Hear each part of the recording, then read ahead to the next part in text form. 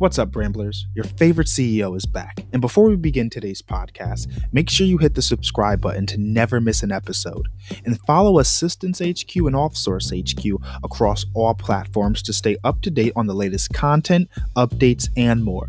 And remember, if you need a virtual assistant, visit us at offsource.tech. Now, before we begin, a word from our sponsor.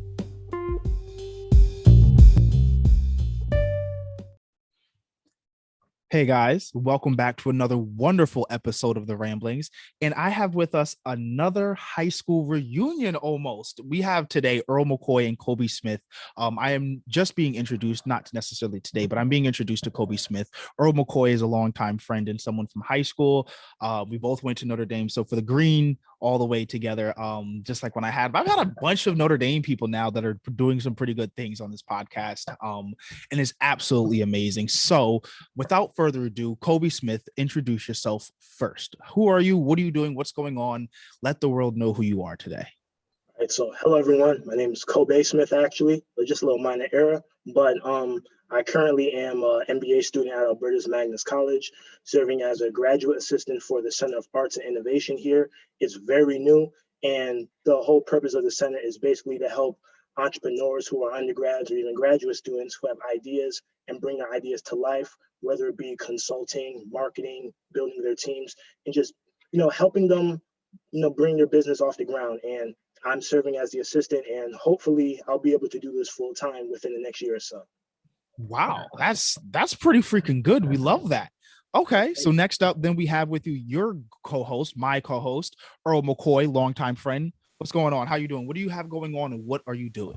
Oh man, it's good to see you again, AJ or Angelo. I don't know how you go by these days, but that's a lot. So the short version right now is I just moved back from Virginia, and I'm the assistant director of career and professional development at my alma mater, which is Albertus Magnus College. And if you want a long thing that I'm doing, I'm also part of the Greater New Haven Chamber of Commerce for the Diversity, Equity, and Inclusion. I'm on two subcommittees, one being the ambassadors and one being the event planning. I'm also on an experiential learning committee, which happens to help all of the health and services aspect to allow internships to go to different places. And I'm also there to give my own reference because I'll be taking over the business aspect at the college, overseeing the business. So I'm helping them expand their horizons there. I'm also coming new to Albertus, which is called micro internships, and I'll talk a little bit about that later. Wow, that is some hefty stuff you guys have going on for two very young Black people. We love to see it on the show. We love uplifting it. All right, so let's dive deep. I think the very first thing everyone is going to want to know is, how do you guys know each other? You guys both are working at Albertus, seem to be both graduated from there. How did you guys meet? Where's the connection? What connects you guys? Well, I'll jump on that. I'll say this, and Kobey is going to firmly deny it, but Kobey is like my son. Wait, listen. We're not doing that. We're not doing that. All right. On a real note, Kobey and I were there at the same time. I'm pretty sure I'm either 2 or 3 years older than Kobey. And I met him during my time as a senior. And when I was in my master's degree there, we played basketball together. I helped him, talk to him about his degree moving forward, which should he go here or should he go there? And also just an outlet for any questions that he might have moving forward, because as Kobey knows, I'm always about helping others. And especially if I can help others that look like me, I'll do everything that I can to make that happen. Wow, we love that. So Kobey, what's your version? Kind of the same thing, except like the whole father-son thing. But I met him, I think playing pickup basketball, probably. That seems about accurate. We used to just go all the time. You know how we do when we play, we always talk a lot of trash. So, I mean, I won a lot. So, I mean, that's all I can say. But, I mean, just seeing him around, there wasn't many black guys really at the campus, that I could go to for like a resource, A lot of them were like basketball players that they were kind of a little distant. So it was kind of hard to like really interact with people who are older than me, who I saw as being like good, not like role models, but like a good point of reference for me, because I was a freshman, I didn't really know what I was doing. Again, I just trying to get my feet wet in the college experience. So just seeing someone do it the right way, doing it in a professional way, was very good for me, because I feel like I had someone I could go to whenever I needed like assistance on certain things.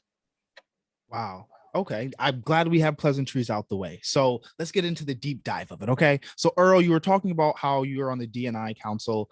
You are helping expand the horizons of Albertus Magnus and their diversity and what they're doing in terms of business.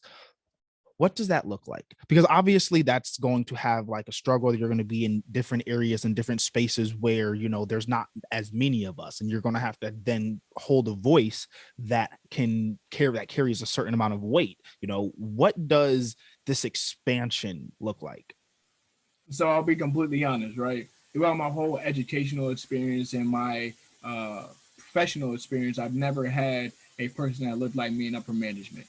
My upper management was always a most more than not a white female, and sometimes I had a white male, but I never had a black supervisor who I could work with or who I could talk to, right?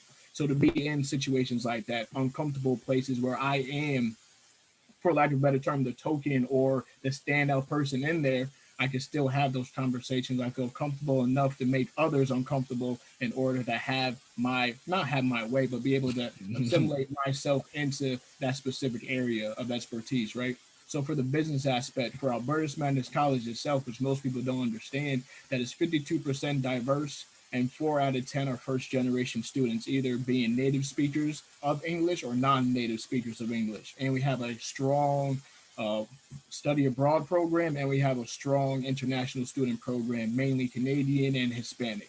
So to be able to have those aspects and build that camaraderie and be able to give back to my community is something very important. Now to get into the nitty gritty part, Albertus Magnus College is not a Yale University, not a Quinnipiac, not a Southern. We don't have that brand recognition right now. We have a good name, which is in a local community, but to be able to expand that and give back to those 52% diverse and those 4 out of 10 students, we got to be able to go into these conversations that we aren't privy to at the moment. So my job is to go into these different situations, connect the businesses that aren't already connected, that might be black and owned, to be able to give people an experience that I never had, to be able to work with somebody and have an unwritten conversation or unwritten rule. Because us three to have a conversation and say words that we completely understand. But to be in circles and situations where I have to over explain or I have to Mm. tell my side or be the black reasoning of why people do this or why people feel that way. Just be able to alleviate that pressure off of some people, that's definitely what I'm pursuing to do. And that looks like networking either on LinkedIn or in person now, Zoom webinars, joining different committees, being able to connect myself in a way that puts me out there. And I might get a lot of no's, but if I get 2 yeses or 1 yes, that may be a student in a place that allows them to not be a statistic and be able to have a better life moving forward. Wow, that's almost a large weight to put on your shoulders at such a young age. That's pretty impressive right there. Okay, so then Kobe, you said you want to transition into doing full time working as the business partner with at Albertus Magnus. What does that look like for you, especially over the next course of the year? Why stay there and stay full time? What impact are you looking to try to make? Well, probably the impact I'm looking for is just to help that one student, who might feel like they're lacking something. I was that student who was lacking something. Just a brief background of like how I got to where I'm at was my sophomore year. That was like the year where I really started to make a lot of growing decisions regarding my major, what I want to do for my future. I think I changed my major 5 times in 1 year. Like it was severe, And I Wow. remember like having a panic attack in my guidance counselor's office, just because, well, I'm sorry, my advisor's office, because I actually didn't know what I was going to do. And the career services department, they really helped me out. So Mr. Patrick Clifford and at the time, Mr. Wiley Dawson, they really guided me with things and resources that would help me out. So I took one of their classes, and I always liked drawing and I always liked drawing sneakers. And I always wanted to be like an entrepreneur. Like I always saw myself being like an entrepreneur sometime in the future. If not now, but like definitely sometime down the line, being my own boss. And I remember I would just always draw sneakers in the class. I always talk about how I wanted to like work at Nike, Puma, Adidas, and all that. And one day, by the grace of God, they introduced me to this guy by the name of Marlon. And he worked at this startup company called Vanessa Research in Hampton, Connecticut, where my mentor, who now oversees the program here at Albertus, the center at Albertus Magnus College, Dr. Norman Gray. And I met him, told him all my goals and ambitions. And due to that, I then got an internship with him. Through that, I was able to learn about entrepreneurship. And after that, I took a few of his entrepreneur boot camps. He took me over to Hungary, where I was a part of a design team that created their own innovative idea, which was a unique backpack, which we talked about last week, but one best new idea. And I just saw like what can happen in a summer, really, because all that experience happened that summer. And I'm just like, you know what, if that happened to me, what can I do with someone else? And I mean, there's a lot of students here who have some ideas. Some of them just have to come out of their shell. But the two that I'm working with right now, I mean, there's the potential is endless, honestly. I see great things coming from them, and they feel very comfortable coming to me for certain things, which is what I want, because that's what I needed. All you really need is that guidance. And I've talked to people through the program that Dr. Gray was running, and a lot of those kids, they were way more brilliant than I was at like 15, 16, 17. They just didn't have the resources, and they didn't have anyone who believed in them the way I had people who believed in me. And I feel like that's a disservice to them, because they could potentially be a billionaire with their ideas. And I'm just looking at it like, wow, there's no one in their ear telling them how brilliant they are. So what can I do? And if I get the position, of course I want to do that. So I want to help the people who have their ideas and help them reach their goals and ambitions. Wow, that's a large impact that you're having on a serious group of people, especially at a very important time in their lives. I want to touch on like a couple of things. One being kind of lighter right now. You said you love drawing sneakers and doing wanting to work for Puma or Nike. Is that something that you still want to do? Oh, absolutely. I mean, of course, I still want to do it. A lot of things are in the way at the moment, but I still want to draw sneakers, do my own sneaker line, do some insoles. I have an insole prototype that I worked on actually through the ELA program as well with Dr. Gray, that no one's ever really seen it, but they helped me produce that, and I have that. So it's all about just getting the patents and all the paperwork ready. So when it's time for me to actually start selling and producing more, and I'll be able to sell them, and I just need a team behind me. But I've always been very passionate about footwear, because a lot of people in my family suffer from arthritis and flat feet. And I understand me too as well. Like I had a lot of foot injuries playing sports, and I understand the importance of making sure that you're wearing the correct insoles and the correct sneakers that are good for you to perform at the highest level ever. That's why I like wearing sneakers, because shoes are good, but sometimes they're just a little too flat, and that doesn't help someone who has like a good arch. So I see like the niche where the sneaker industry is kind of failing certain people, and I feel like once I get my designs right, and my team behind me with someone who believes in my vision the way I believe in my vision, then that will lead to, hopefully lower cases of arthritis and foot pain. Wow, was not even close to what I thought the route you were gonna go. I was gonna be like, hey, listen, I customize sneakers. Like maybe that's something cool right there. That's a cool Oh, collab. wow, that's what's No, up. that's a whole niche pain problem that you're solving right there. That's great. So you said you switched your major 5 times. Earl, I know I've known you in high school. I don't recall you always being about business and everything. And so I want you guys to shed some light on, adjusting and changing and finding your path. What led you to where you are? Like, what was a changing moment that said, you know what, I am business? Because for a lot of people, I think that would consider me weird in that aspect is I've always known, like, I'm like, as you said, I'm going to be an entrepreneur. I don't know really what it's going to be, but I'm going to try a bunch of different things. As I said, I've done like sneaker customizations, I've done tag sales, I've done flipping, I've done like creating websites, landscaping, all of it. Right. What puts you on your particular path for business, and where do you think that gives you your edge? Everyone has their own particular story and how they get to doing something in business, and what gives you your particular edge and how you got to where you are? I would say my edge is that I never wanted to be in business at all. And my undergrad, I had 2 undergrads, one in political science and the other one in promotional communications. And I took my LSATs. I was about to go to law school. I was all set and ready to go. But then I had a conversation with, I would call my mentor or my uncle, I call him Uncle Wait. And me and him had a serious conversation. He sat me down and said, nephew, bow tie. I forgot. He called me Neil. And he said, I know you've been wanting to do law ever since you were young. we had these conversations, and I had 2 internships, one at the Superior Judicial Courthouse under supervision of 5 different judges. And these 2 citations I have behind me with is the Connecticut General Assembly, and I was working in the House of Representatives and also the Senate. So to be able to have that background and know the law and helping the disenfranchised and less fortunate, aka the Black and Brown community and the minority community, that was my passion. And why not get paid for my passion and have that title and use that title to impact change in not just my family, but in my community? But he said, I see a totally different path for you. Let's think about this MBA. And I was like, an MBA? What can I do with an MBA? You know, my first thought of I'm not going to the league, so I thought he said NBA, not MBA. So I said, "Are you sure, Uncle Wade?" He was like, "Listen, get your MBA, and I guarantee doors will open for you. You'll have less overhead debt, and you'll be able to get a job right away once you get this degree." I didn't believe a single word he said. However, my relationship with Uncle Wade, and I knew he wasn't going to steer me wrong. I went with it. Got my MBA. I had struggles throughout my MBA because I didn't know a single thing about business at all.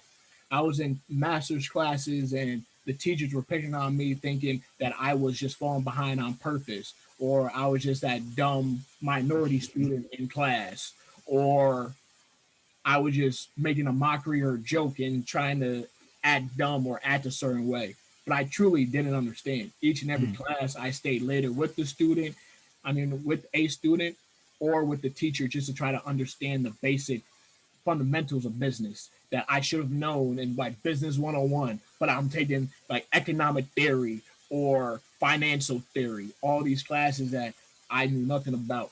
But on the post end, now that I got it, I was able to get a admissions representative or recruiter job at Bethany. I was able to be a regional recruitment coordinator for a big college down south in Virginia for Webster University, in which I oversaw 5 different locations for their recruitment efforts and retention. And now back here at Albertus Magnus College, while being a career and professional development person, having that business MBA taught me how to speak the business language. I have that politic background, so I know how to work with different communities and everything else. And the communication aspect, I could go into these diverse or non-diverse situations and speak a language that enunciates and people understand it.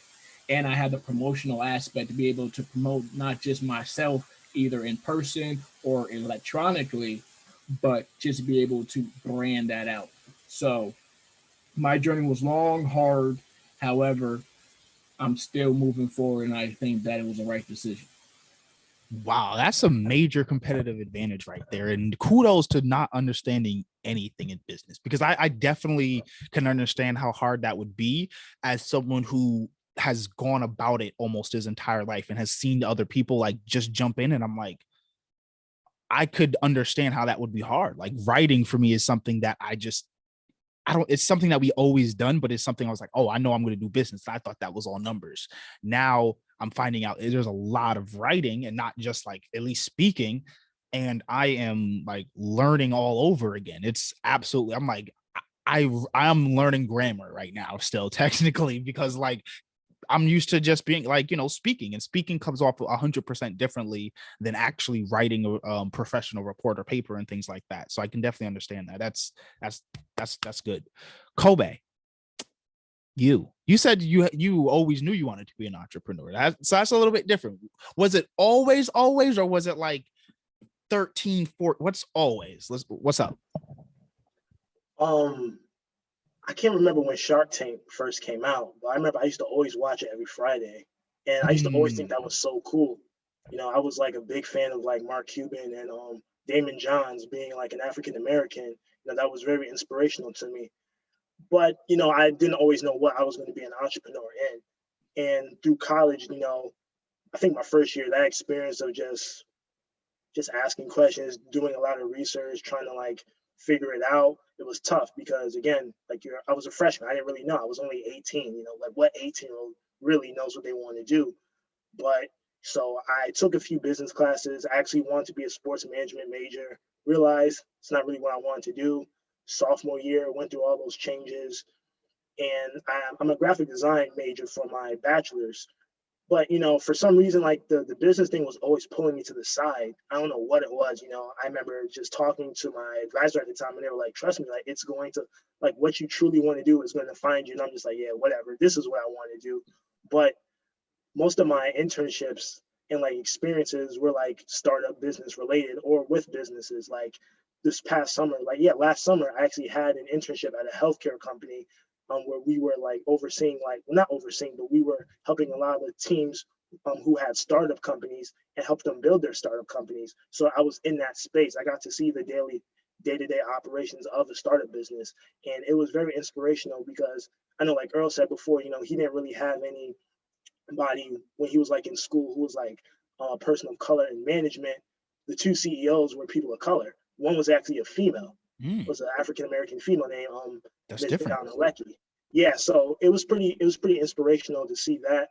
My program manager actually was African, so that was kind of cool. It was a very diverse background. So to see a lot of people of color looking just like me, very intelligent, have MBAs, have a great background. A lot of them went to Yale, but still, the fact that I was able to represent Albertus Magnus College, be myself, learn from like some of the so-called greatest minds, in my opinion, was definitely beneficial. And I feel like I can apply that to anything I want to do.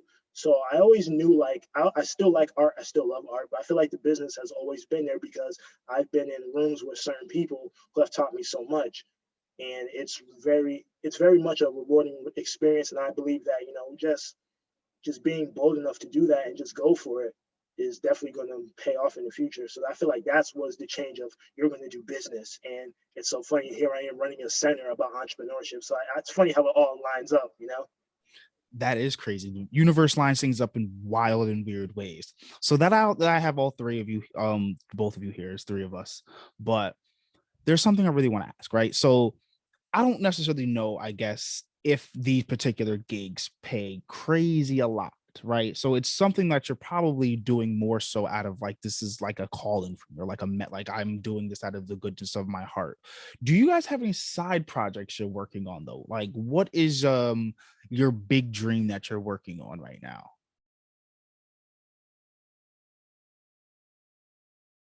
Oh, y'all got quiet when I asked about big Well, I dreams. Oh, wouldn't. I I wouldn't. didn't know I who was wouldn't. going to go first. I know Kobey definitely has a lot more bigger dreams than I have, and I told Kobey all the time. Once he reaches that CEO, that multi-billion-dollar status, I said, "Give me a space at that business." I like connecting myself with wealthy people, so one day I can have a piece of that pie. But on a real note, a lot of people now, especially young individuals, we get paid, but we do a lot more than what we're paid for. mm, And one day we want to switch the narrative to be paid a lot more than what we do. And my family has a motto, and the motto is uh, short-term sacrifices, long-term gains, right? So to be able to go through everything I'm going through, being able to go to different places, take the amount of money that I have, I make a very good, decent living. And I love every opportunity that I've had. I love all of it. And the money aspect for most people is what they go for. And in my personal opinion, the money is gonna come, but do something that's passionate, that makes you feel good to wake up each and every day to do something.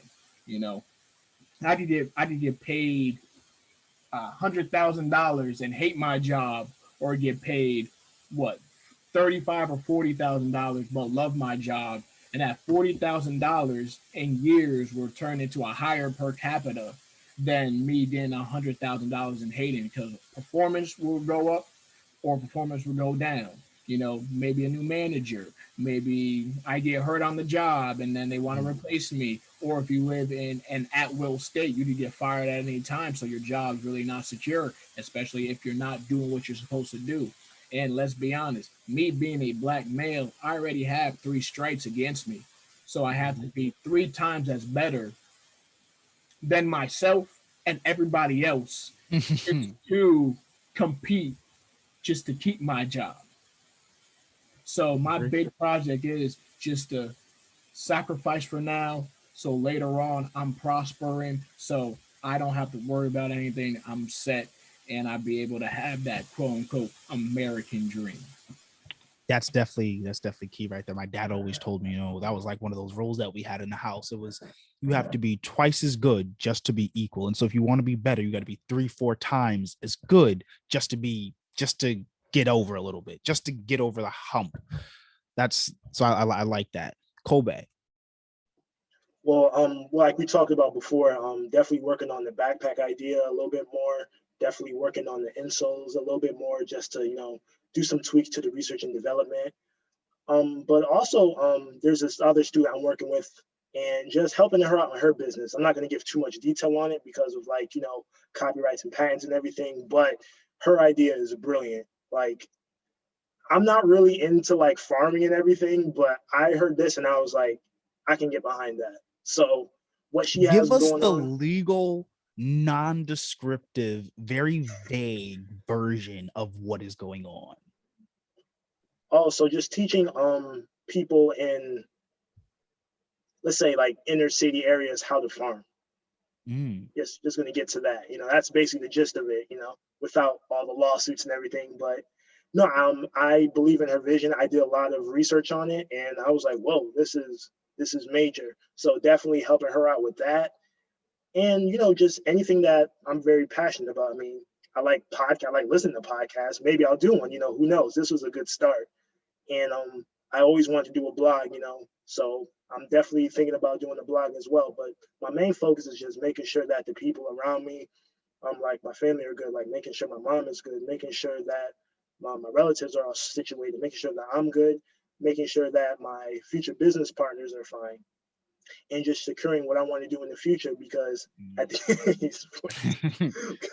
because at the end of the day, it's really the freedom. Like Earl said, like the money will come. That's not really my main focus. I mean, a lot of more money would be nice, but at the end of the day, just doing what I want to do, which is making sure that the sneakers are good, making sure that the backpack is good, making sure that the business that this girl has is like on the ground and that she believes in it as much as I believe in it. So just providing them with the resources and the tools to succeed, and just providing for my family is all I really want to do right now. Wow. All right, I'm gonna throw a question out there. I don't want to. I'm first person to answer, so I want y'all to like whoever can buzz first gets to answer this question. I want to hear the craziest story or challenge that you had to overcome as part of your path, like something that was like, I have no idea where this answer is going to come from, but like it could be a test, it could be like a job that you were trying to get. Like, what is the biggest hurdle that it could be over? It could be an overthinking. It could be like, oh, I don't even know if these people are going to hire me because I'm black. That could be a hurdle to come over. So what is the biggest hurdle that you had to come over, and what exactly or specifically did you do to get over that kind of hurdle? And I want to know, like, if it's got to be something. I guess I think I'll lead, right? I think I'll lead. Just to give y'all an example, because I like telling this story too sometimes, right? So I started off source 2020 last year, but I started it in January, and I had been planning for launch in January from like September, right? So this is before coronavirus. And before coronavirus, I was like, okay, I don't have a lot of money. I'm trying to find out like how I can like market, because that's the only, like, I can get everything set up. I can do my own website. I can do my own videos. I can literally do everything in a business almost, except get people to watch a video. I am not popular at all. Like, that is the only thing I do not have, is like that little already small buzz. So I had to find something to do. I was going to networking meetings. I was going from like New Haven all the way out to New York sometimes. Like, I was going as far as New York for networking meetings, all the way up to Springfield, Massachusetts, Stanford, all that kind of stuff for networking meetings. Not paying attention to coronavirus like a dumb American. Didn't have any backup plan either. So I was going in person to these networking meetings, and then 3 months later, still not enough clients, because I was banking on my boss, whose job I had just quit, turning into a client, and she didn't, and that really screwed me over. And so I was like, what am I going to do? Because then Corona happened, and then networking and everything in person stopped. And I was like, what's going on? I have nothing. Now have no way to go get clients. Like, what is going to happen? I have no idea how I found it, but it turned out that networking meetings then went online. I don't even know why I searched it, but that was the answer. And since then, I was like, I'm going hard on networking. And then my answer was I did 4 hours of networking like every single day.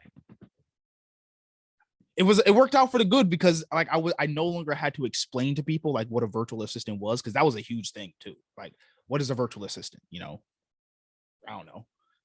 Can I trust you if I can't look over your shoulder?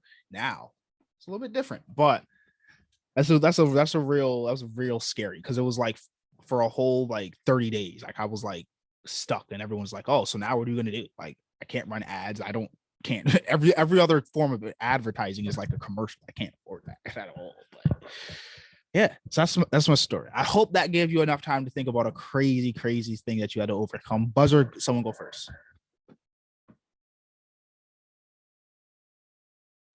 Well, for me, it wasn't as hard as trying to figure out what crazy to talk about. It was, which one do I talk about? You know, ooh, you got a lot. Okay. I'm Kobey knows I'm like an old person. You know, I could talk stories all day about all the different things I had to go through, and I'm only 26 years old. And most people don't understand is that even though you're young, that does not constitute the struggles and trials and tribulations that you have gone through in order to sit where you are. Because a lot of people see me now, they see me looking good, they see me in a nice car, they see me speaking well. Yo, because you look good, you're like, I want to get like everything. You. Right? So everybody trying to be like me, you know, but they don't know all the struggles. They don't know the shadows that I had to go through, all the trials, all the people that try to put me down and everything else that get me here.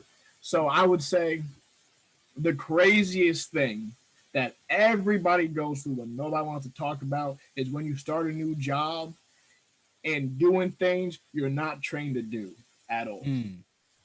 And I will talk about not all the jobs that I've had, but I'll talk about the professional jobs that I had, right? Not naming names or anything, right? For confidential purposes. There was one job that I had where I joined and they didn't have the proper process moving forward, right?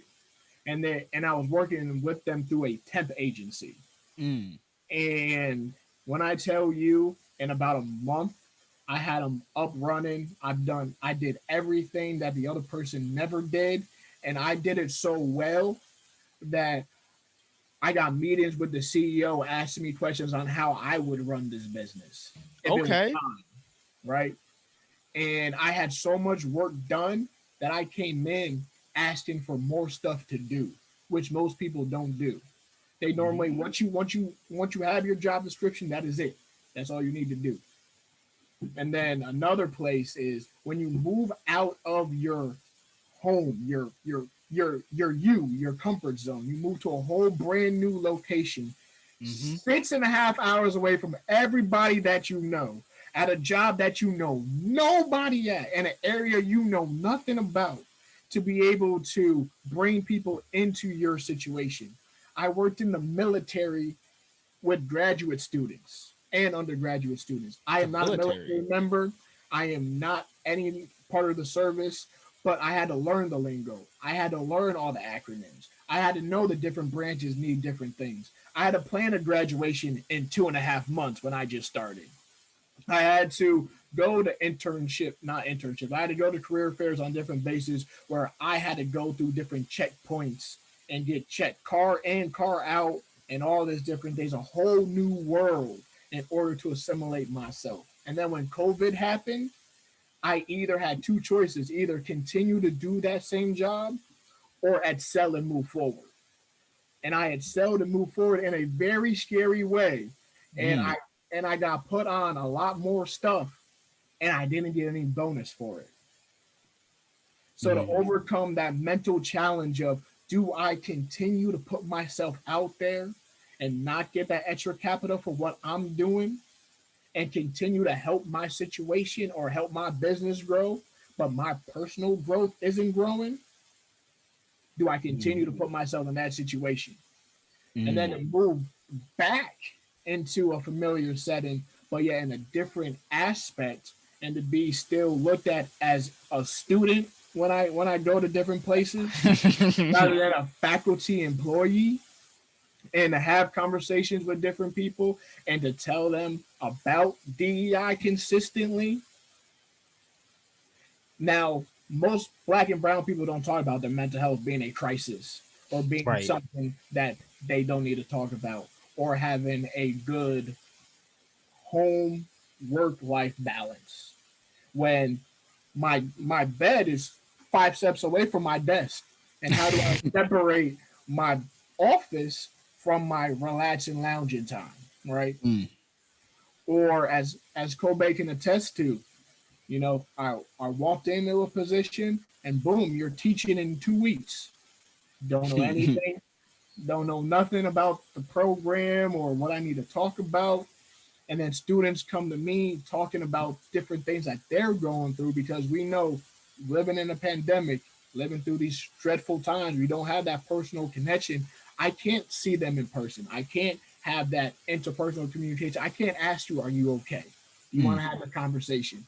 Let's set up a meeting on another time to talk about something that we should talk about right now. Right.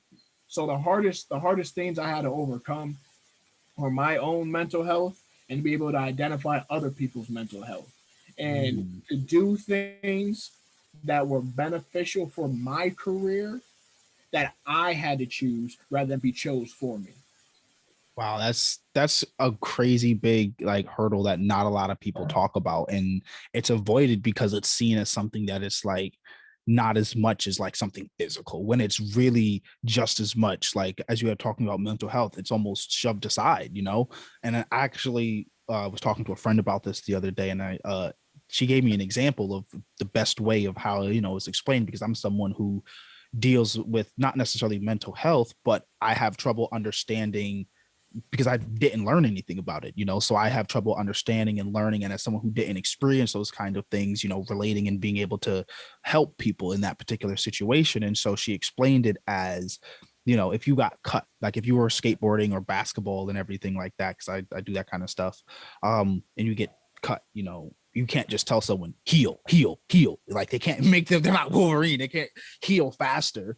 And so like that exact same process though is applied for when someone has a mental scar, you know, you get cut. You can't just tell someone heal, heal. It takes physical and like if you have Band-Aid, you don't just leave it. You wash it, you clean it, put the cleaning stuff through it and everything, then you put a Band-Aid over it. There's no actual, if you will, process like that for mental health, except for like therapy, seeing a psychiatrist and things like that.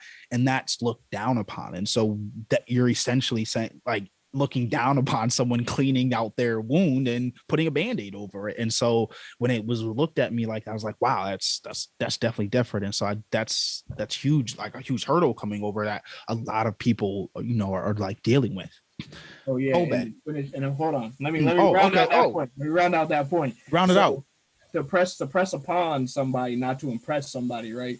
All the stuff that I named and I talked about with working at these different institutions are career builders and professional builders to allow you to be uncomfortable, be thrown into a situation and overcome it. Right. I speak no ill will to any company that I've ever worked for, and I appreciated all the hard tasks that I was given because it allowed me that growth of who I am today, right? And what you said about mental health, I'm actually just got trained to be a mental health first aider, which I had no idea what that was. I don't know what that is now. So let's learn. So a mental health first aider is somebody that allows or gives other people the opportunity to listen and to be heard. So I listen unjudgmentally. I am not a doctor, so I can't prescribe somebody medicine or diagnose their symptoms. However, I do have different resources that allow people to connect to somebody that can help them in a specific way. And being a mental health first aider, I've been trained to put people in a position that allows them the most comfort, or if they overdose on something, so they could survive. And there's also a next level mental health first aider to have, I think, I forgot the correct terms, like a denazepam or something like that, is where you break it in half, you bring somebody back from the overdose. You have to be specifically trained for that aspect. But other than that, I have been trained to ask the hard questions. And the hard questions are two hard questions that most people don't even think about are, have you tried to kill yourself? Are you thinking about killing yourself or attempted to kill yourself?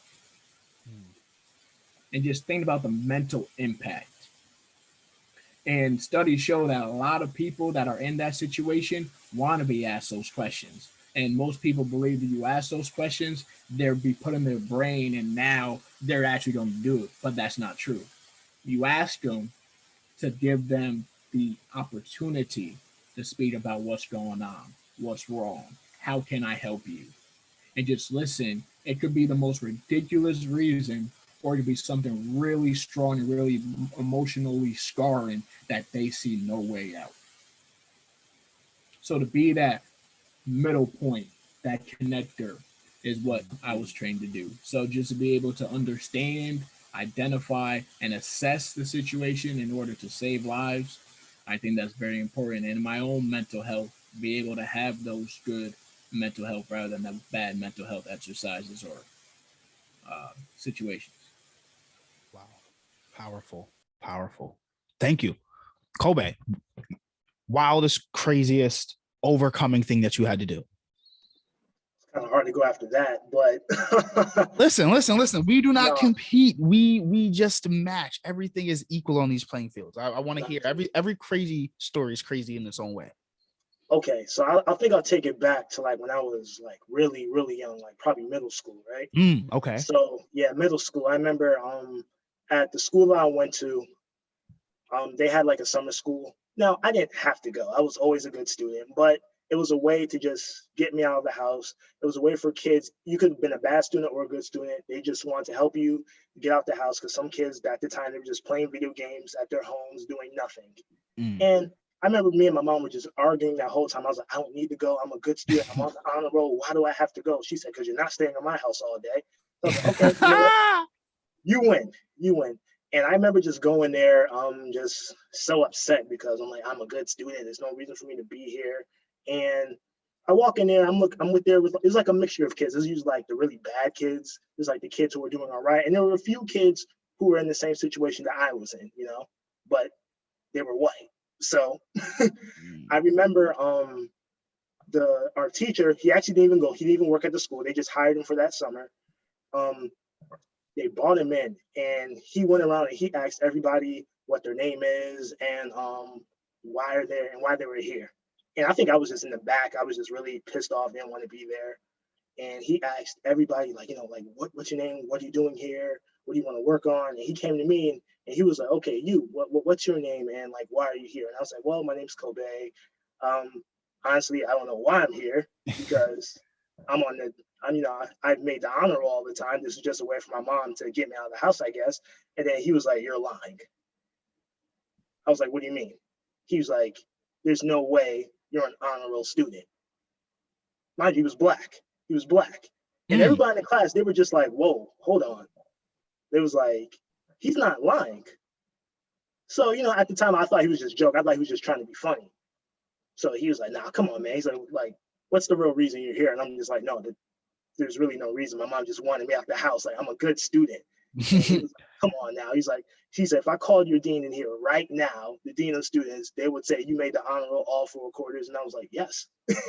So he called my dean in, and she was just called your dean? Yeah, called my dean. And mind you, like things happen, and she comes in and she's like, oh my God, like, Kobey, what did you do? Like, this better be something important. You better not get kicked out of summer school on the first day. And true story, really. And I remember the teacher looked at her and he was like, yeah, so this smart guy, said that he's an honor roll student. Is that true? And she was like, are you serious? This is what you called me up here for? And he's like, yeah. He's like, because I just want to see. And she was like, yeah, he made all 4 quarters. He was like in the top 10 percentile of the class. And he was like, oh. And everyone was just like, So I feel like just that was just weird because being someone who was black, being someone that was positive and black, I kind of felt, I won't say like betrayed, but I was like really hurt because again, like I didn't lie about anything, but that just shows like the preconceived notion that certain people have about your own people, and that was really hurtful to me because I always like try to make sure I present myself in the best way possible, whether it be how I act, whether it be how I dress, whether it be how I speak. And the fact that, I was like really professional about it, you know, that still hurts me to this day, just thinking about that. I just remember always, every time I'm like in like a new experience, I always try to bring that mindset with me, like, okay, I'm doing it not for myself because I have to prove that guy wrong. And subconsciously, I'm always thinking like, how can I, one day I want him to like see me and be like, hey, like, remember me? I was that kid that you said, that wasn't smart enough to do it. Now I made straight A's all as an undergrad, and not trying to be like the best student in the world, but just to the belief in myself that I can do certain things. Just because you don't believe in my vision doesn't mean I don't have to believe in that. And the fact that that really came from someone who was black, that like hurt me the most. So overcoming that and just trying to inspire people, because there's a lot of people who go through that on a day-to-day basis and it's nothing to them. That was actually trauma to me because I never, like I always had like great role models who were like, yeah, Kobey, you can do whatever you want. You just got to believe, put in the work. That was like really the first time someone black was like, you can't do anything. And I was just so shocked. That was so shocked to me. That was like really shocking to me. And I'm just like, you know what? Now I walk with purpose now because I know what I want to do and I know what I have to do. So every time I see someone that's always down, even though I joke a lot, I always try to like bring them up because I'm like, what if I said that thing that really ticked them off and they can't come back from that? That could have been me. I was just crazy enough to believe in myself and still am crazy enough to believe in myself. And I have a mother who believes in me as much as I believe in myself. And here's the effect of it, where I am today. But there's so many kids who get stumped by that. And I could have been that. So just, seriously. And I always just try to make sure, that the way I'm presenting myself is in a positive manner for others and make sure that I can bring as many people with me. So that was really the craziest moment of my life. That was like, whoa, like that. I'm sorry, man. I'm just really getting the chills thinking about it all over again. But that was the main moment that really like took me aback. Wow, amazing story. I want to lighten some things up. I don't know if it's gonna lighten some things up, but I want to toss a discussion topic out there. I'll keep it short. We'll keep it short. Let's do like a 10-minute round table discussion or something. See what we can get going. Maybe. Are you guys familiar with the base camp decision? Do you guys know about the company Base Camp and what their recent decision was? Okay. Well, I'll run down it real quick and I want to know what you guys think because I've been trying to talk to somebody about this and I'm glad I got you guys here because I've been kind of wanting to talk about it. Base Camp and apparently Coinbase. I don't know if there's a word about base going on around here or anything, but what Base Camp essentially did was, one, I think it was dumb that they made it a public memo instead of just like something internal. But essentially, on the blog, they put out that there will be no more talks of societal or political discussions. It has to be taken to a separate Slack chat room, and they are a software company, not a social impact company, so we're going to stick with what we do. They basically, it was big shut up and we're going to shut up and code energy, and that's what they expected out of their employees. So I guess I'm going to just propose the question of, do you agree with banning politics talks or social like societal issues in the workplace?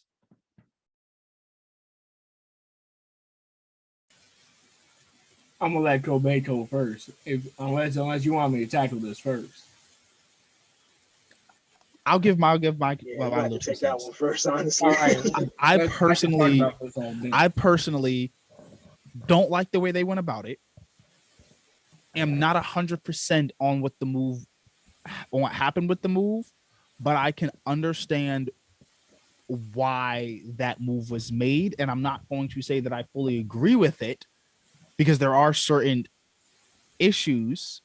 However, I am relatively close to being for no politics or no societal talks in the workplace, like conversations. But their caveat was there was like specific Slack channel. There's like a specific Slack channel or something for it. Now, I feel like I know where Earl's going to go like this. And I'm just going to say, like, the same dynamic can happen if it was all Black people. That's my stance. And so not all skin folk is kinfolk. And I think that there's a time and place for everything. And sometimes work is not the place. Well, I have to totally disagree with you on that because what company? I think it was Starbucks, right? How Starbucks initially took that stand saying, don't talk about everything that's going on in the world, right? They didn't allow their employees to wear any branding that talked about Black Lives Matter or none of that. They banned that. And then they had a lot of scrutiny from the public on that aspect, right? And then now they reversed that change to allow them to bring who they are into their company, right? So you're going to desensitize people and not allow them to do or be who they are in your company, which is bad for talent acquisition and quote unquote, what everybody likes to talk about, their bottom line. And if your bottom line isn't allowing diversity, equity, and inclusion, your business itself will falter from public relations to internal relations, and your business will go through a discrepancy or bankruptcy on the downcline rather than the incline in the business aspect, right?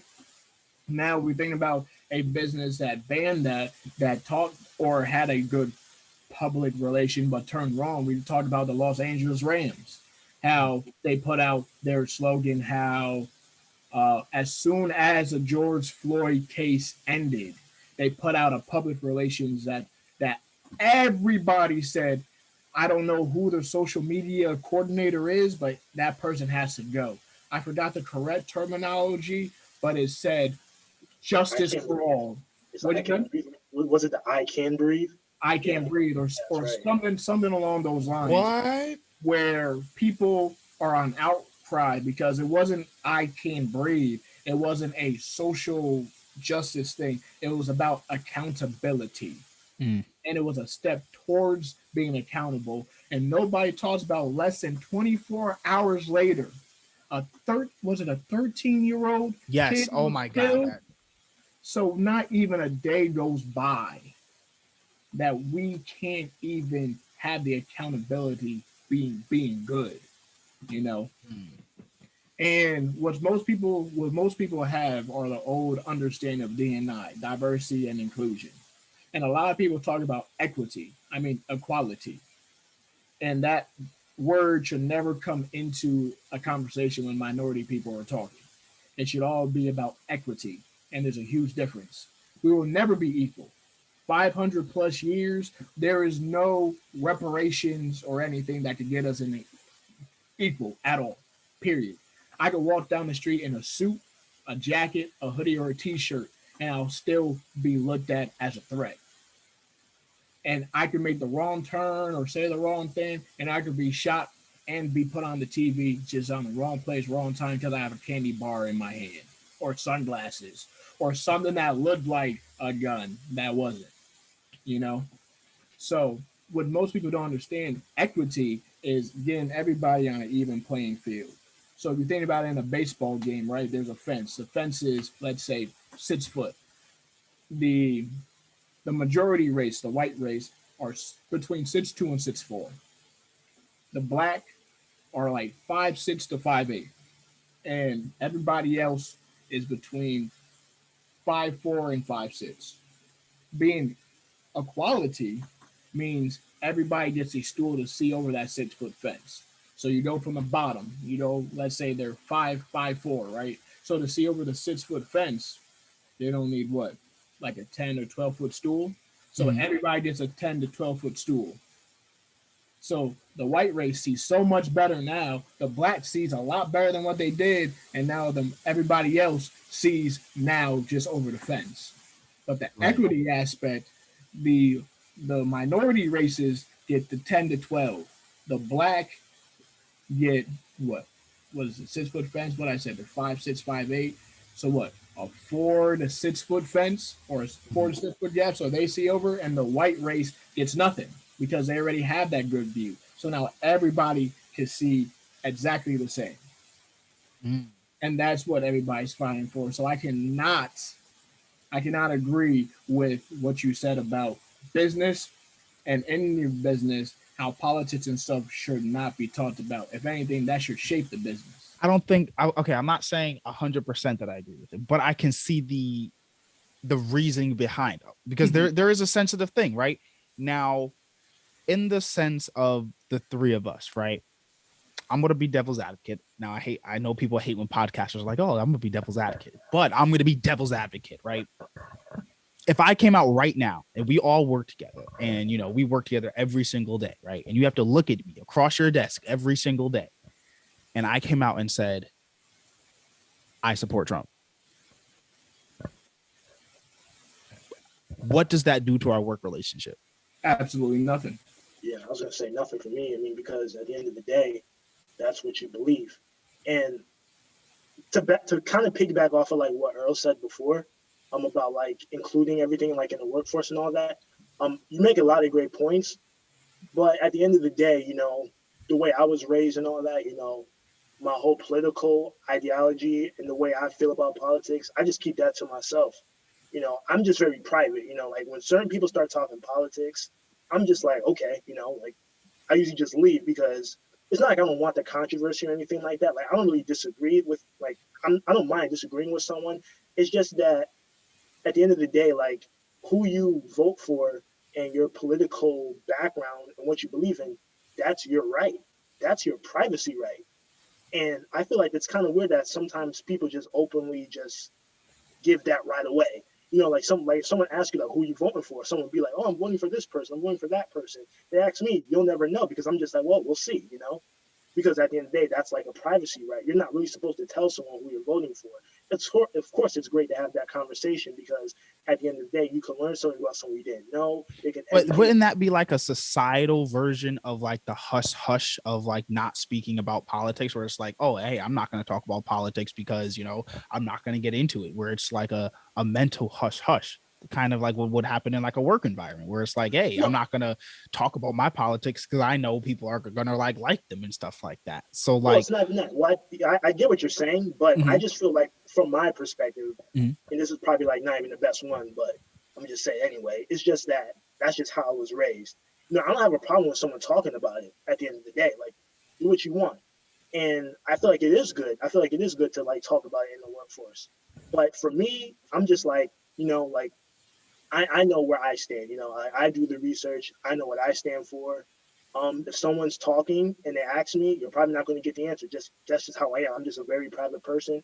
I don't want people to know certain things about me. And political party is just one of those things. But at the same time, we are living in a very heightened, racially dominated climate of the world. And it is important to sometimes talk about certain things. There is a time and place. Sometimes in the workforce, it is okay to do that.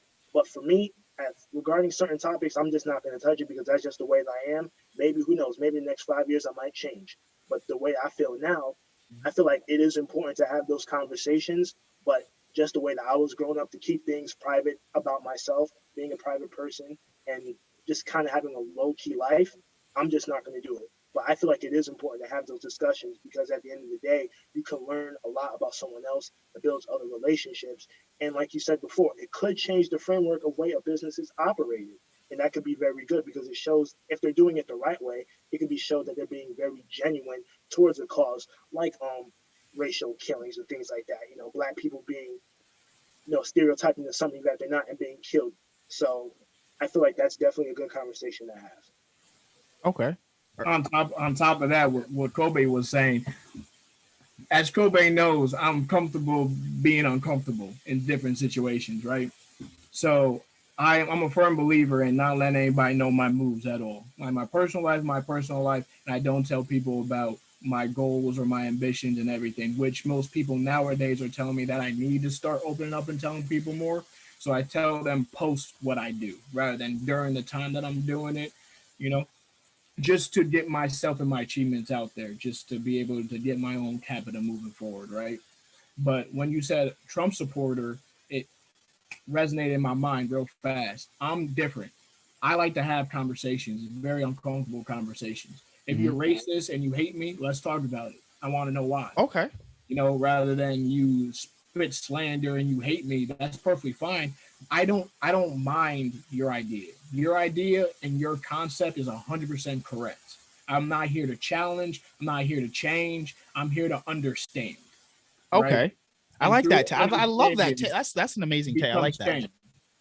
change. And what most people need to watch, which most people have, and there's a TED Talk, and his name is Daryl Davis. And the title is I Became Friends with a KKK Leader. And to make the long story short, he went to KKK rallies as a black man. He is a black man. He went from going to the Grand Master's house. And if you don't know who a Grand Master is a person that oversees a region or a general area or zip code of the KKK. So he went to different houses, meetings with armed guards. He went to different rallies, wearing the hoods, wearing the hats, burning the crosses, saying these names, saying these words, and everything else. However, the one thing he did not do was judge. He went there to try to understand. And he did so well that towards the end, he went over the KKK's master's house with no armed guards. He sat him with his family just low key. And the KKK master relinquished his title and his rank because he said, I can no longer support something I no longer believe because this man, which he used derogatory statements, he said, this man is more of a friend than anybody that has served under me. And I can no longer hate him because he sits down and understands me at a table. He does not try to change me. He does not hate me. And I have grown to understand and like him. And I can no longer support the belief systems that I thought were correct. Wow. That okay. Yeah, I don't know about that Instant one, change right there. I don't know how. Oh my God. So I take that into my day-to-day lifestyle, right? So one of my good friends, probably one of my best friends, he is a Trump supporter, 100%, right? I want to go on record saying I'm not a Trump supporter. That was just a devil's advocate thing. I do not support Trump. That's perfect. Just want to make that out. If you are, you're to each your own, right? But him and I have conversations all the time. And when I don't understand something, I go to him. When he doesn't understand something, he comes to me. And we have those dialogues, those conversations. Do we butt heads? Absolutely. Do we butt heads on different policies and stuff that's going on? Absolutely. But it's through that conversation, that unjudgmental conversation, that we come to that understanding rather than that conflict. And I think that's what needs to be said more in our very sensitive climate to be able to have those conversations that can heal rather than kill. I think this has become a young HR kind of conversation. So I want to keep Earl going because Earl seems to be in this HR kind of mode right now, right? How do you, from your perspective, enforce non-judgment in a company instead of taking the route that, say, Coinbase or Basecamp took and banning politics? How do you create the environment that these conversations can happen without people being judgmental? Because the reason I ask that is because in your particular case, you're like, it doesn't affect you and that you like having those kind of conversations. Other people, even if they're liking those conversations, they're going to try and change you. They're trying to change your mind. They're arguing with you. They're going about it in a much different way.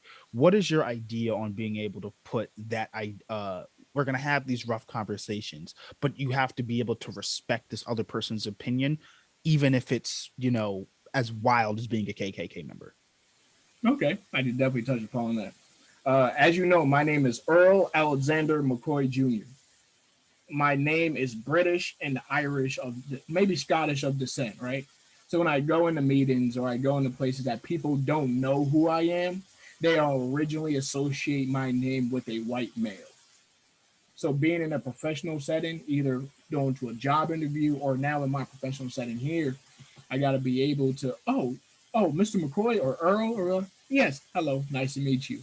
and everything else, right? And then over the phone, I could either have that specific stereotype black voice, with more bass, or you could have that seller voice or your conversation voice in a way that does not associate yourself with your specific race, so people still don't associate who I am, right?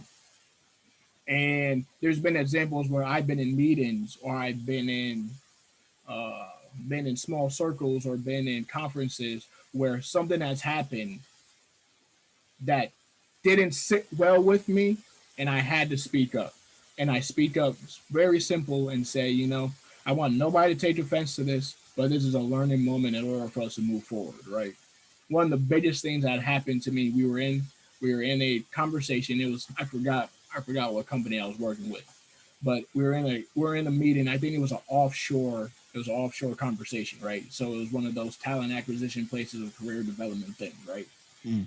So we were sitting down in a meeting with all these different people, right? I knew some and I didn't know some, right? Mm-hmm. And we broke down into small groups, and we only had, I think, 2 or 3 minutes to have a conversation. And there's 6 of us. So all of them took up most of the conversation, and there was like a minute left, and it had a timer ticking down. And it was myself and a younger person there. And they said, would you two like to have a conversation or like to speak now? I know you don't have a lot of time, but would you like to talk? And that is something that happens all the time, right? And I was the only person of color on that conversation. And to be given time rather than allotted time in the conversation.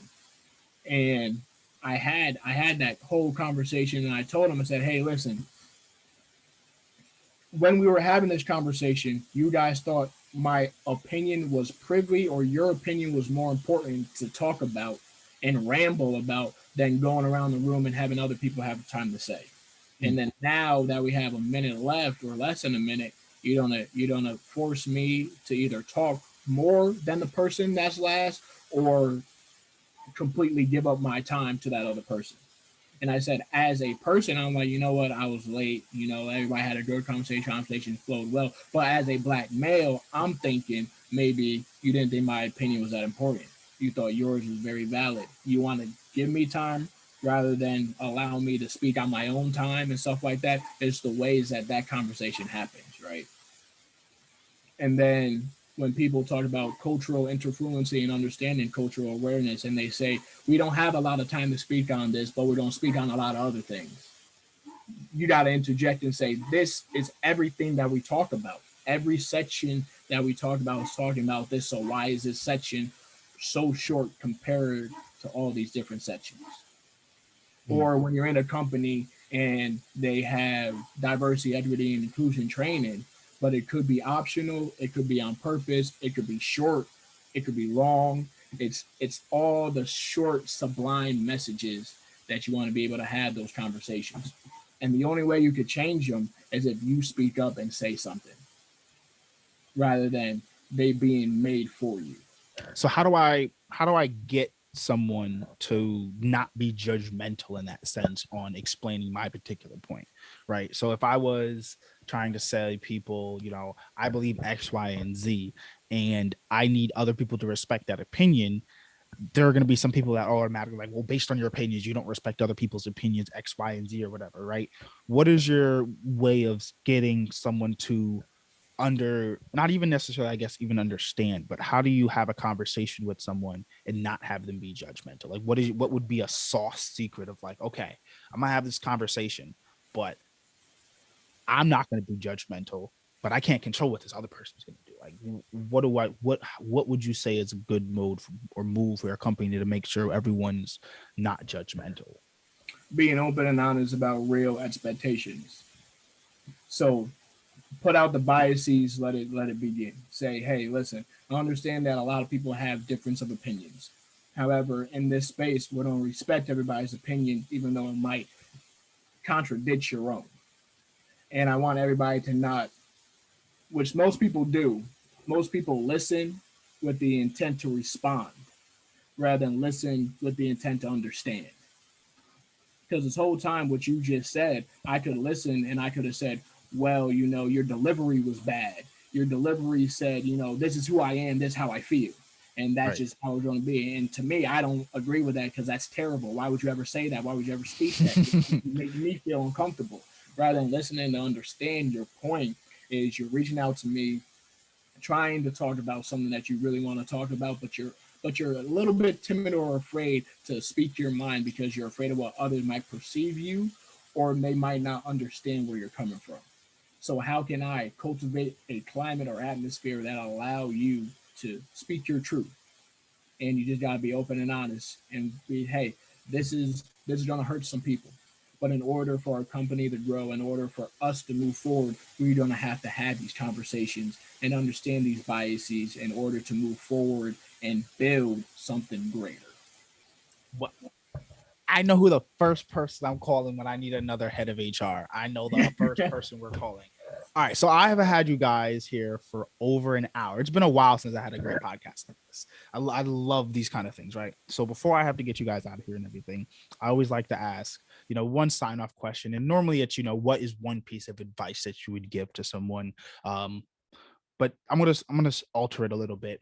Sign off question. Outside of your shameless plug, please plug in all of your socials and any programs and any events that you have going on.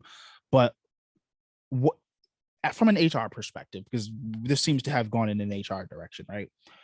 What is one secret sauce tip, or what is one little neat like life hack that you would say is great for dealing with mental health in the workplace? Because unfortunately not everyone has the ability or the privilege or and everything to like leave or quit their job, or they may have to be in a situation where they're dealing with an unfriendly coworker, and it may be for the rest of like the year or just until something else, until the other offer comes in.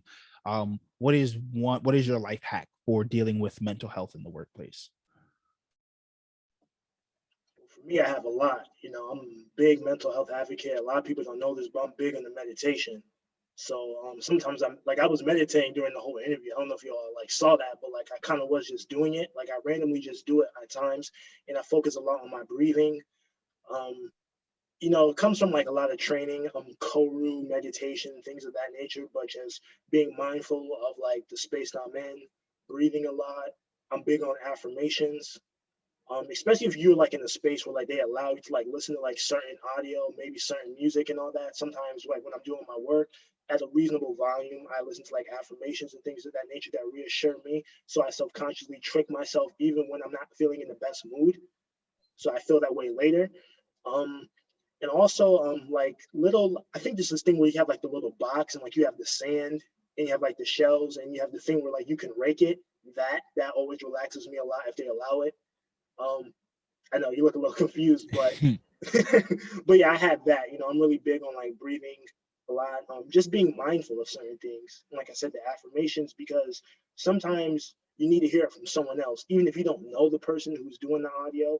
It relaxes me, and it always makes me realize that I have a purpose bigger than what I'm doing right now. And this is just a tribulation that's in the way. And I always just try to think about the positive, even when I'm not in the best mood. So my thing would just be learning to breathe, relax if you can, affirmations, and just a little sand kit where you can just play in that, because that's very relaxed. That's very What is a relaxing to sand me. cake? I need to know. Like, I have no idea what the heck Okay, this is. so I actually have some right here if you could see it. So Oh, what? yeah, so I put it in like this little box right here. So you pour it in, Uh-huh. and here's like the pebbles and like the rake and everything. You put that in, you start playing with it, and I do that like all the time. I actually just got a new one today, so I do that. And when I'm feeling like super stressed out, I just put the sand in. I have the stones and the pebbles, and I just rake it, and it just relaxes me. And subconsciously, I always breathe to the rhythm that I'm raking the sand. It's a little weird, but it's helped me a lot. Super And life hack right here. yeah, Buy a personal sandbox. That is a life hack of the yeah, century. No one else absolutely. knows about it. I've never heard of that idea before. So I'm sure is unique. I don't know where you bought that from. I'm sure it was like Hobby Lobby or something like that. But rake some sand. Yeah, it's relaxing. It's a little weird, but once you get past like that weird phase of what am I doing, like just play some affirmations and some relaxing music with it. You'll really feel like in tune with like your third eye and like all the chakra and all that stuff. So Mm. that's what I do. and it's worked out for me, and I'm not even as stressed as I used to be anymore. So that's always worked. Wow. That's a big one right there. HR Earl, what is your life hack? Oh, and wait, hold on. I didn't mean to. Kobey, what are you promoting? Drop your socials, events. What do you have coming up? What's going on? Let's shameless plug here. Oh yeah, so at the moment I am not promoting anything yet, but definitely be on the lookout. Something is going to come within the next 5 months if I decide to work on it. But my social is the Kobey Smith, TheKobeysmith. That's basically what I'm on right now. I'm probably going to build some more social following later on with everything that's going on. But if people want to follow me, that's my Instagram right there. Not a Twitter, no Twitter at the moment. Not really onto like the Snap and all that. But I'll you know what, just for you, I'll get one, because I want to connect more. Want to, I want to bring myself out there a little bit more, because being private, it's good, but so I feel like people don't know the real me at times. So I do want to do that as well. But if anybody wants to follow me on Instagram, it's the Kobey Smith, like I said, TheKobeysmith. And I'm just going to be working on some things. And, when I decide to do the podcast, I definitely want to have you two on, because this was a great conversation. I learned a lot. There's a lot of great game that you both dropped onto me. Me being the youngest in the room, I enjoyed that. I like learning from everybody else. So we'll definitely see some big moves in the future. We love it. Now, HR Earl, you're up. My MBA is actually in HR management, just a total side note. Oh, okay. I look at that. I felt it. However, I've never had an HR role. I've had parts of HR, which most people don't understand. I've done the recruiting, I've done the career and professional development, but I've never did the sit down paperwork. Come in my office, we'll talk about Title IX, Title VII, stuff like that. You know what I mean? But being a mental health first aider, and I think everybody should create what they call a important concepts. I have another computer here, so I'm looking at that computer to my right. And the important concepts talk about develop your self-care plan, like brainstorming with different people, programs, and activities. And they have everything from intellectual, emotional, environment, physical, spiritual, financial, community, and occupational. And this is what you call your self-action health, mental health care plan, right? And you want to do, I think, 2 or 3 for each, and to be able to do actionable things rather than not. So a lot of people put things down with lagging indicators rather than leading indicators. You guys know the difference? No. So a lagging indicator is like everybody's New Year resolution. I'm going to lose 50 pounds, or I'm going to lose 100 pounds, and et cetera, right? And the leading indicators say, I want to lose 100 pounds, so I'm going to go to the gym every second Wednesday, every third Friday, and I'm going to do these specific ways. I'm going to do these eating plans. I'm going to do that for these weeks, and I'm going to change this aspect in order to okay. 10 Yeah. pounds, little front things. end things, like the action part. Yeah, okay. Exactly. So that's exactly what they want to do with this self-care action plan, put actionable steps down that would actually help you with your mental health plan, right? And I don't have a secret sandbox like Kobey has, right? And total side note, I was looking sideways because I was like, that's absolutely amazing. That's dope. So I think for me, what I do is I legitimately sit down, turn off all the electronics, and just think. And I think about all the people that have sacrificed for me to get to who I am and where I am today, and how lucky I am to actually just be alive right now, right?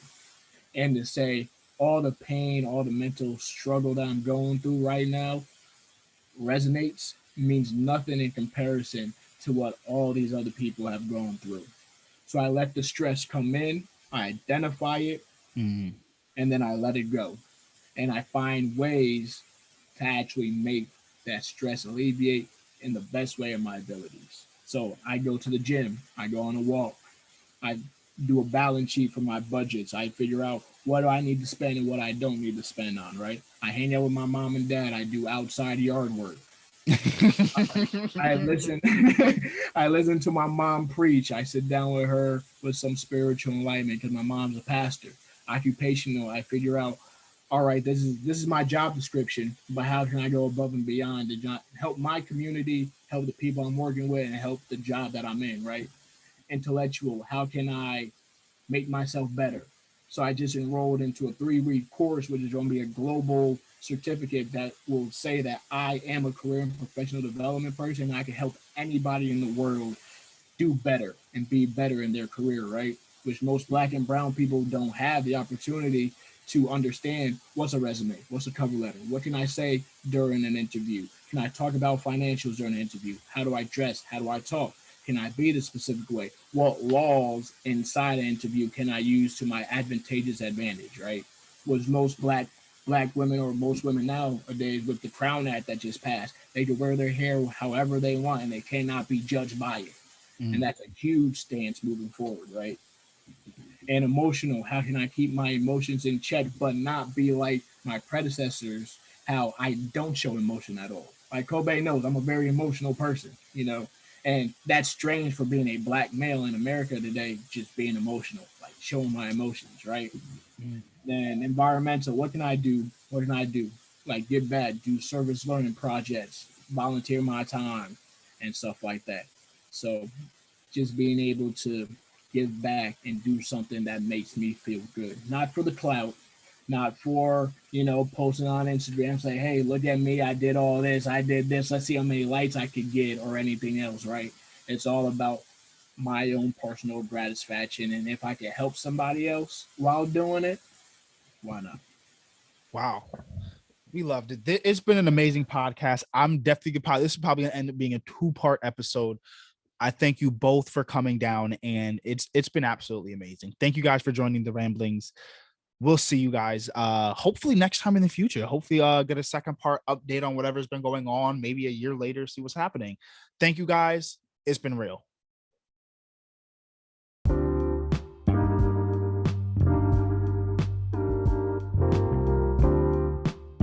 Hey Ramblers, that's it.